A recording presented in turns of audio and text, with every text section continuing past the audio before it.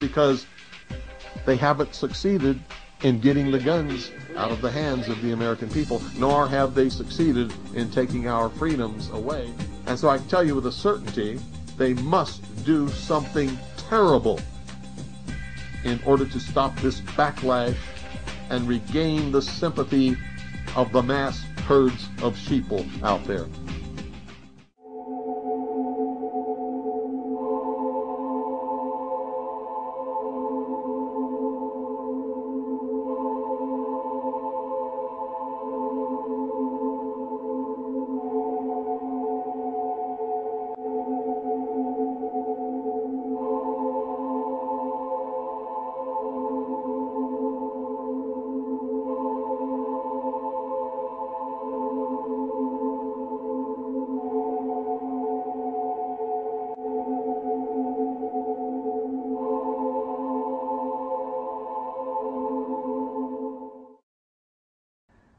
Bill heard the commotion out here, just the ruckus, because the noise that comes up the road being so rough and stuff.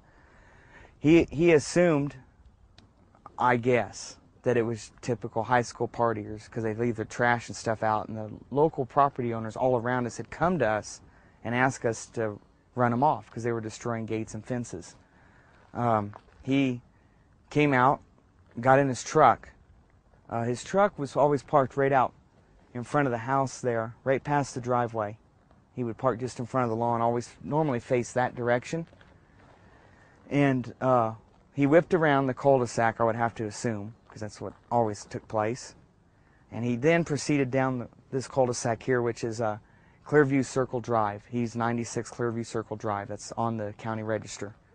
He came down here, and then at that point, he came down to go to this other end of the street, which is right down there. You can see the sign and the gate. Okay, that's where they parked, and that was real common for the high school children and people making noise and throwing trash around and stuff to do. They would park down there. That particular owner owns the rest of the 40 acres down there, and he was particularly perturbed because they would vandalize his fences and cattle troughs.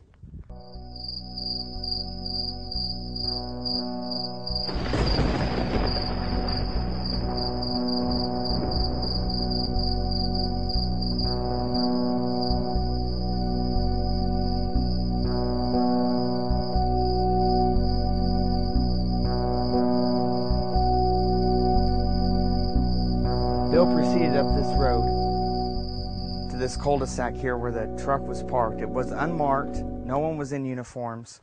They did not identify themselves. That was it. They had said that in their briefings the very next day. They were parked here. They intentionally had a vehicle with an incredibly loud stereo system, and they made a lot of noise themselves, hooting and hollering. Bill came down and told them, this is based on the law enforcement people that told me this, that were involved that night. Bill told them if they didn't leave, he was calling the police, and they shunned him on. So he then turned around to go back to his home up there and call the police. Now, at that point, they were here, and he just basically turned right there, just out on this lot a little bit, and went on back. Right here out of this juniper was a spot I was told by law enforcement officials that the first deputy came out right at Bill's truck because he was cruising along slow, watching them more than likely in his rearview mirror, me knowing him very well, to make sure they didn't follow him back over there. He came out, and this is the point where Bill knocked him off sheerly with his arm, not ran over anything. That guy basically just landed on his butt because Bill hit the gas. So he made this little curve here, and this is where he stopped. At this point, according to law enforcement officials, from their briefing, and then plus people on site right then, when he stopped, one more person approached the vehicle, but not running. And that's when he did the open hands thing and a sign of, like surrender or whatever.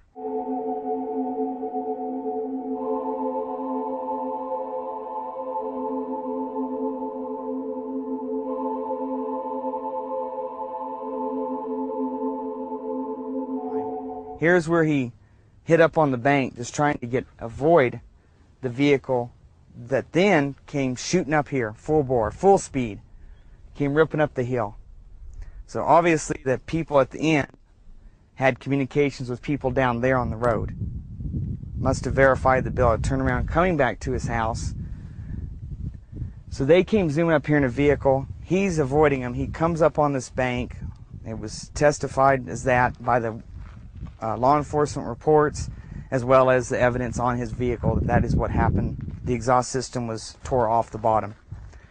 He then proceeded right there past the small elms and the driveway to the front of his yard.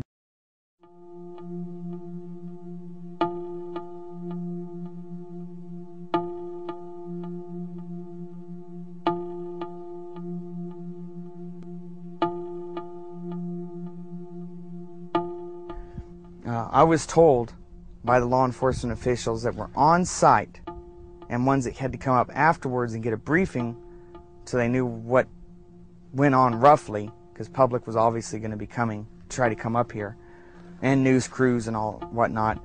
They had put out that Bill is not to be let back in that house alive. It was premeditated. It was put out, Bill will not be allowed back in alive.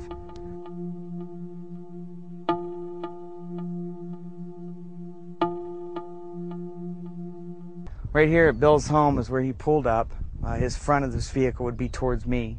The other vehicle was parked with the front towards the other end of the street. Bill ran around the back of his vehicle, which would be towards the driveway. He then proceeded across his yard. This is when the shooting began, according to their reports. The vehicle that was parked here, besides his truck, which was pointed that way, he had bought for Jessica, his daughter, and then she didn't want it, so it was just sitting here. Sheriff Goldsmith ran around the back of it, which would be towards me, and got on this street side to use the vehicle as protection.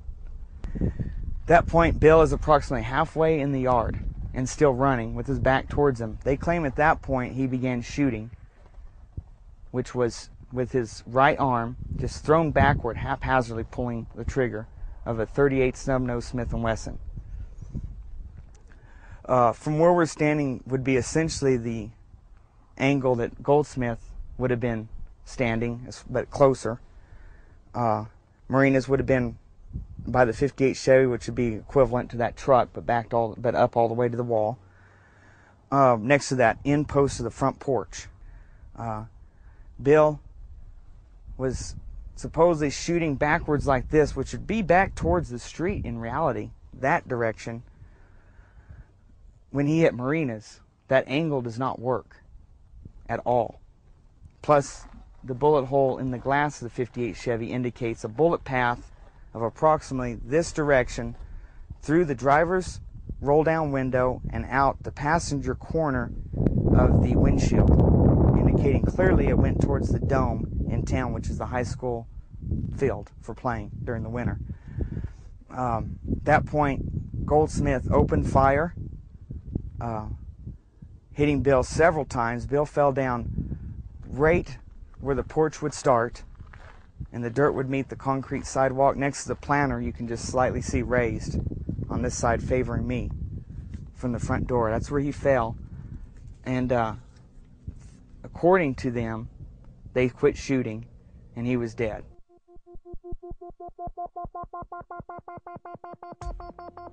An Apache County Sheriff's deputy is in the hospital after being shot in the head by a so-called militia member. Now, what we know is that militia member is dead. Our Gary Harper has the very latest on what's going on with that story. Gary? Marty, Scott, this all happened in a little town called Eagar, Arizona, which is just on the eastern side of the state of Arizona. It's almost on the border of New Mexico. This is what we know so far. Sheriff's deputies, we understand, were trying to serve some type of arrest warrant on a man by the name of William Cooper. He's also known as Bill Cooper.